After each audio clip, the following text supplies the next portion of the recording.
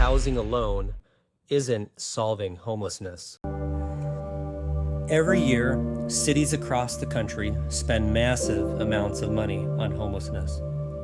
Despite the amount of money, the problem continues to expand, and the community is up in arms about what is and is not being done about it. The big problem: money flows in one direction, from taxpayers to services. Nothing is required to flow back. No participation, no accountability. Resources go out with no expectation attached. The biggest study on housing by the government showed some eyebrow-raising data. When people received housing with zero conditions attached, fewer of them ended up working. If you remove all responsibility, you make it harder for people to succeed on their own. Or look at enforcement.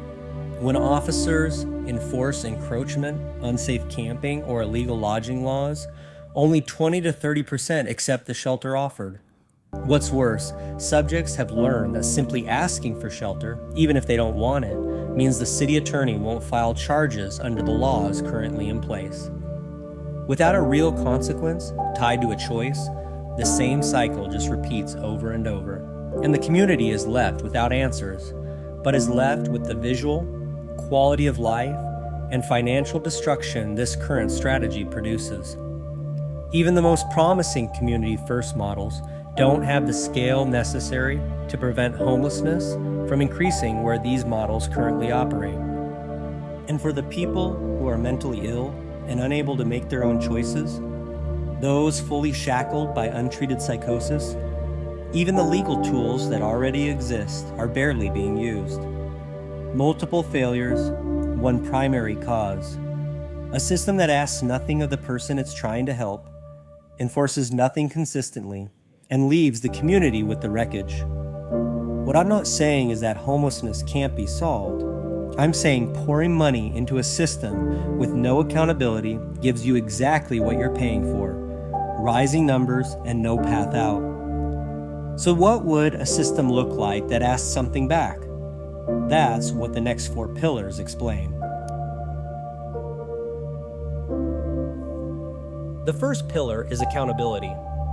Desert is an older term defined as what someone deserves or earns, proportional to what they've done. No more, no less. This applies to an offender, but it also applies to the community. The community deserves clean and safe streets. They expect this standard to be upheld, not only by themselves, but by their neighbors as well. The offender deserves a punishment for the offense, the community standard that has not been upheld. The punishment should be proportional to what the offender has done. We use judges and juries to be able to hold someone accountable if the punishment is too severe. If people remove justice by not filing charges for whatever reason, this isn't mercy. This is an absence of justice. To show mercy, you need to say the offender did something wrong. By allowing offenders to continue in the offense, you rip desert, what someone deserves, not only from the community, but also from the offender. Dignity is telling the offender, we believe they have moral agency, the capacity to make decisions, and will be held accountable for their actions. Allowing the offense removes the dignity, treating individuals as animals or children, unable to make decisions. I believe the offender has immense value as a person, and I want to show them the dignity they deserve and uphold desert for both the community and the offender. We have the laws already in place when it comes to violations of encroachment, illegal lodging, and unsafe camping, but the consistency in charging is lacking. We've built compassion into the progressive enforcement model, a warning before any citation, and multiple citations before any arrest. It also includes a built-in no enforcement window overnight, so people aren't being cited or arrested in the middle of the night. This isn't a sweep. This is upholding desert, which both parties deserve as moral agents. In 2024, the Supreme Court settled a major legal question in a case called Grants Pass versus Johnson. Cities can enforce public camping laws even when shelter space isn't available. Individual defendants can still argue they had nowhere else to go, but it is a case-by-case basis. Whether enforcement solves someone's homelessness and whether the law should be enforced are two different questions. We don't stop enforcing laws against shoplifting just because arresting someone doesn't cure the reasons they stole. The same logic applies here. Laws that protect public space and safety don't need to fix a person's life to be worth enforcing. There may be some who argue jails are already overcrowded. This is an issue that needs to be addressed, but it should not be the reason someone isn't held accountable. The second pillar is treatment. When you first hear that word, images of forced care come to mind. The treatment I believe is the most reasonable and built on choice is called contingency management. Essentially, someone gets tested for drug use, a simple urine or breath test, and if the test comes back clean, they get a reward, a voucher, a prize, something with real value. Across dozens of trials and thousands of participants, it's shown real, measurable improvements in staying clean and participating in treatment voluntarily. Here's what makes this different from forced treatment. Nobody is locked up. Nobody loses their freedom. The person chooses to take the test and chooses to engage because there's something in it for them. That's the bridge between treatment and accountability, a reward for effort, not a punishment for failure. This doesn't remove mandatory treatment as part of the terms of a plea deal, but for those who haven't committed a public offense, this may be the avenue to use, and that avenue is backed up by data. In the past, these types of programs were underfunded. The federal minimum was about $75 per year. This has since increased to $750 per year federally. Data suggests anything over $450 a year has shown better results. Someone might be thinking, won't people just game the system? While possible, it's already been thought through. These programs don't hand out cash. They use vouchers for specific goods instead, which closes off the biggest risk, using the reward to buy more drugs. Reward amounts are standardized, not left to any one provider's discretion, and tracking is automated and audited. You'll likely hear the objection that forced treatment is dangerous, even deadly. While that seems to be a hasty generalization fallacy, a national housing advocacy group used a Massachusetts program where someone with substance abuse issues and no criminal charges can be held for 90 days. This is too narrow a program to justify such a blanket statement about everything related to substance abuse. The truth is, there are choices when it comes to public offenses. Jail sentences or mandatory treatment proportional to the offense are a couple of options. This contingency management model we are talking about is the opposite of that narrow program. The person keeps the choice to participate or to walk away and pursue shelter another way. Treating those two as the same thing is where that objection falls apart. The third pillar is purpose. What compels a subject to feel valued, to have an identity? I'd argue it's helping others and being a part of something bigger than themselves. The data strengthens this belief. A major study showed volunteers had a 22% lower risk of dying early. Another study, while observational only, stated people seemed less depressed and happier serving others. There was also a direct link between volunteering and feeling that life had purpose. One review looked specifically at peer support, people who've experienced homelessness, helping others going through the same thing. It covered about 1,800 people across 10 studies and found real improvements in quality of life, substance use, and social support. Not only is volunteering a great benefit to the community and to one's own life, but it should also be a part of how someone gives back for their government-funded housing. What is great about volunteering is that people with all abilities can participate. Without purpose, how do you tell someone this life is worth living and thriving? A real-world example is Community First Village in Austin. Residents don't just get housing.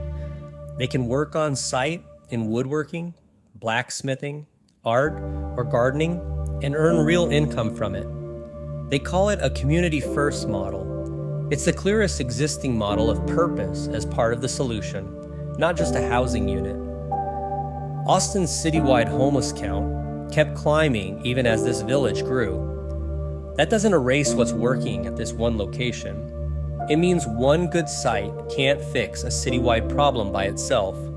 It needs the other pillars around it.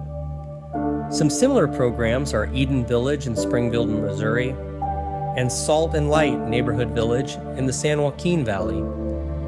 The hope from these programs is to show that regardless of how a person ended up on the street, they would find purpose and community.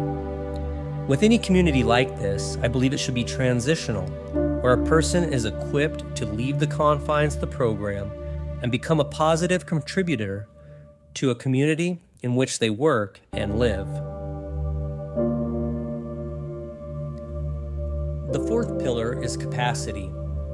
The prior pillars come with an expectation that the individual is a moral agent, someone with the capacity to make decisions. It shouldn't come as a surprise that there is a large population of the homeless who have a severe mental illness. Regardless of the reason, these individuals have an inability to advocate for themselves and make good decisions. This isn't stubbornness, it's a sickness. Rewards and consequences, or desert, can't apply and doesn't make an impact on a person in that state. Something else has to link the chain that has been severed by the mental illness. We tried to do this in the form of mental institutions, but it failed badly. The idea itself wasn't a failure, but the disease of neglect, understaffing, overcrowding, underfunding, and zero oversight killed the framework. When those institutions closed, the promised community treatment centers were never fully funded either. But instead of reforming, we've allowed those with the inability to make decisions to serve their psychiatric sentence out on the street. What's worse is that the sentence is indefinite. It is a constant cycle of short 72-hour or less holds where the individual is stabilized and then released back out onto the street. Because they're without capacity to make decisions due to the mental illness, medication isn't taken, and their behavior is again dropped into the laps of the community and often law enforcement. California recently passed a law attempting to fix parts of this, but it's badly underused and underfunded. Thousands of people would qualify, but only a small percentage are getting a plan.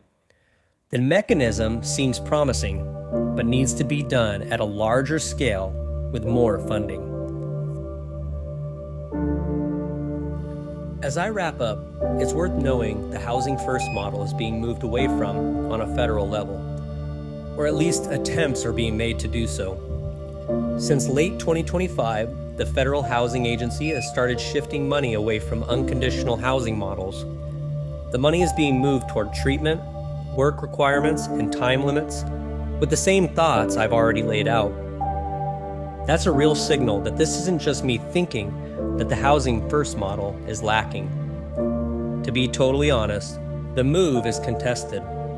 A federal judge has already struck down part of it, and a coalition of states and advocacy groups is suing over the rest. Regardless, this doesn't change my beliefs about what I see on the ground level. The data is still the data. The HUD study on work participation, the contingency management research, and the care court numbers all stand on solid ground, regardless of which side of the political aisle you sit on. A system that hands out resources and asks for nothing in return isn't compassion. It's a structure that quietly gives up on the people it's trying to help and the community that deserves desert. Every failure that I've seen on the ground traces back to the same gap. No consequence for refusing help, no reward for engaging with it, no path toward contributing, and no plan for the people too sick to choose at all. Shelter is a basic human right. Nobody should sleep on the street, but rights have never existed without some responsibility attached. to school, to work, to community. Homelessness policy shouldn't be the one exception. These 4 pillars aren't about punishing people for being homeless. They're about building a system where help is real and consistent, and that points to something greater than itself, toward treatment that's effective, purpose that matters, accountability that's fair, and care for those who can't yet choose for themselves. No doubt, this is a harder system to build than just funneling money blindly.